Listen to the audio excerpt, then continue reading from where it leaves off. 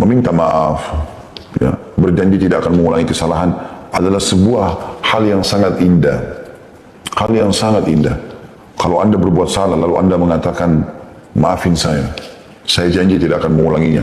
Itu luar biasa, sangat melunakkan hati orang di hadapan kita. Ya. Makanya setiap orang buat salah, dia iklankan, dia minta maaf. Nah, kalau teman-teman mengatakan maafkan saya, itu kalau kepada Allah Subhanahu wa taala sama dengan Anda mengatakan astagfirullah. Istighfar itu permohonan maafnya. Kalau janji, tulisan ikrar misalnya, atau ikrar dengan lisan tidak akan mengulangi, itu namanya taubat. Jadi kalau teman-teman gabung astagfirullah wa atubu ilaih, artinya ya Allah aku minta maaf dan aku janji tidak akan mengulanginya. Seperti itu. Nah teman-teman sekalian, taubat ini perlu kita lakukan. Karena Nabi SAW sendiri sebagai pimpinan kita dan utusan Allah mengatakan, aku beristighfar dan bertobat kepada Allah sehari, setiap harinya 70 sampai 100 kali. Seperti itu. Apalagi kita gitu ya, para Nabi SAW sudah diampuni dosa-dosanya, tapi masih seperti itu. Nah, taubat ini teman-teman indah sekali. Karena dengan taubat, maka semua kesalahan Anda dimaafkan. Plus lagi, fasilitas yang terhalang karena kesalahan Anda akan diberikan. Contoh misal Anda di kantor, Anda kerja. Lalu Anda buat satu kesalahan, misalnya telat datang, atau Anda tidak menyelesaikan pekerjaan atau apa saja. Lalu, cara yang terbaik adalah Anda minta maaf dan Anda coba perbaikin. Anda ajukan permohonan maaf, Anda janji tidak akan mengulanginya, lalu Anda janji juga memberikan tanggalnya atau waktunya ya, the time-nya itu akan diselesaikan. Maksud saya waktunya akan diselesaikan pada hari ini atau pada jam ini gitu. Dan Anda tepati itu. Maka saya yakin nanti perusahaan akan memaafkan kesalahan Anda dan akan mencairkan semua fasilitas atau memberikan fasilitas yang sudah dijanjikan. Karena Anda lakukan itu. Sebab kurang lebih itu rasionalnya orang kalau bertaubat. Seperti itulah. Allah Subhanahu wa taala memerintahkan kita teman-teman untuk selalu taubat. Ini adalah perintah dalam banyak ayat Al-Qur'an, gitu kan. Dalam surah An-Nur misalnya ayat 31, dan bertobatlah kamu sekalian kepada Allah hai orang beriman agar kamu beruntung. Wa tubu ila Allahi jami'an ayyuhal mu'minun la'allakum tuflihun. Ya. Allah SWT menyuruh itu.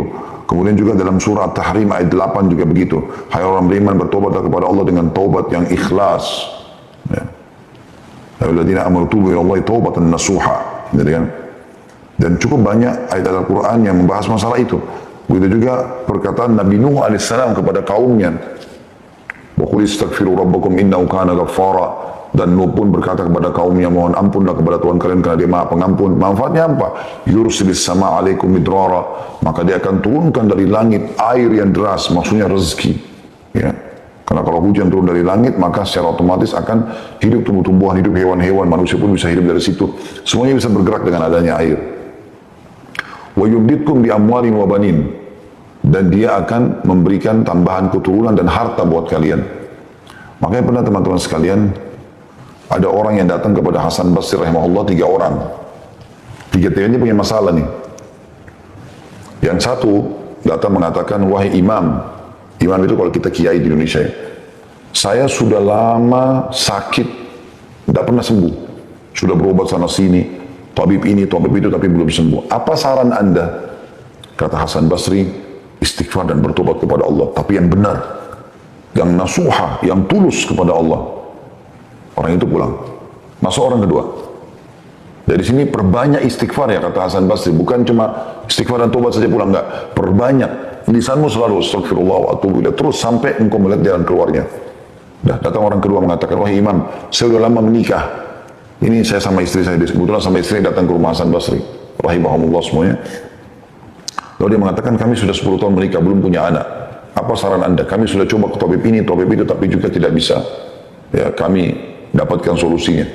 Kata Hasan Basri, perbanyak, garis bawah kalimat perbanyak istighfar dan taubat. Amalkan. Pulanglah orang itu, orang ketiga datang mengatakan, wahai imam, saya sudah lama bekerja bertahun-tahun, tidak pernah kaya seperti fulan. Ditunjuklah orang kaya di negeri itu gitu.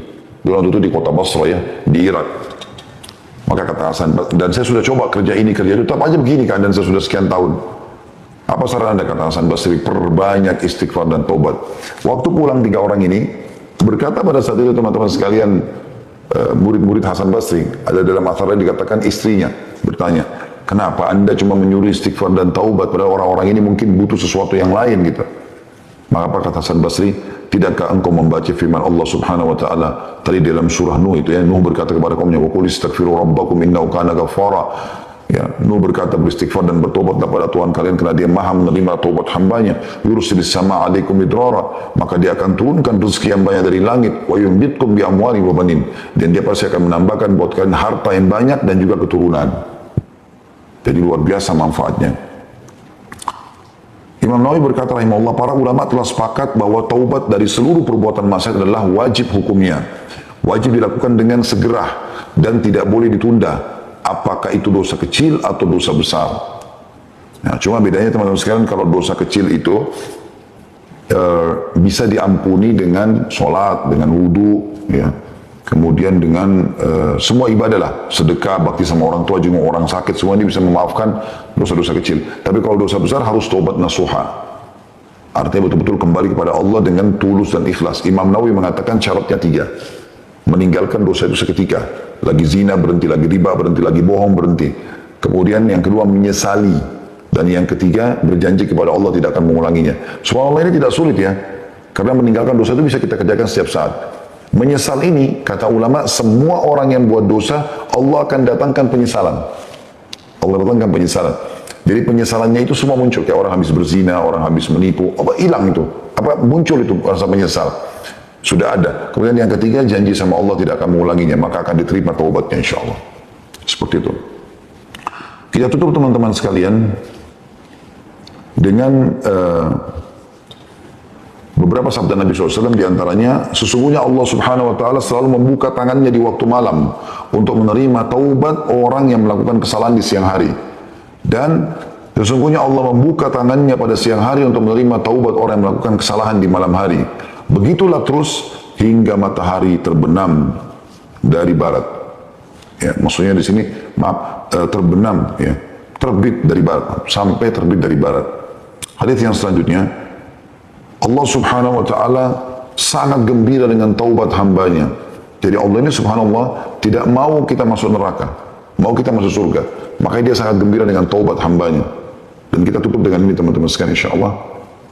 Kata Nabi SAW, Allah lebih gembira dengan taubat hambanya dibandingkan seseorang di antara kalian yang membawa seluruh bekalnya di atas tunggangannya.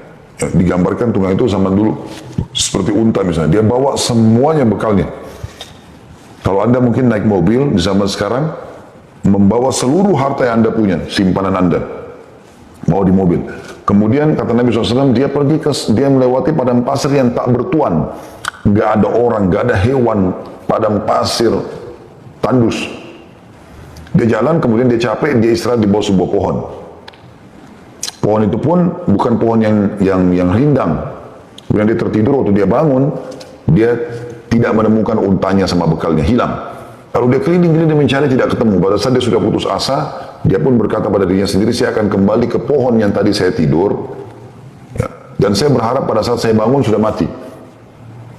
Maka Nabi SAW mengatakan dia pun kembali ke pohon itu, lalu dia tidur, ternyata pada saat dia bangun dia temukan untanya sama bekalnya semua ada di depannya. Bagaimana gembiranya orang ini karena dia bisa melanjutkan kehidupan. Allah lebih gembira dengan taubat hambanya dibandingkan orang seperti ini. Resep ini teman-teman sekalian, curhat dengan Allah Subhanahu Wa Taala dan bertobat dari dosa-dosa, dipastikan keduanya insya Allah dan masuk dalam judul kita akan menjadi penyebab utama semua urusan anda dimudahkan oleh Allah Subhanahu Wa Taala.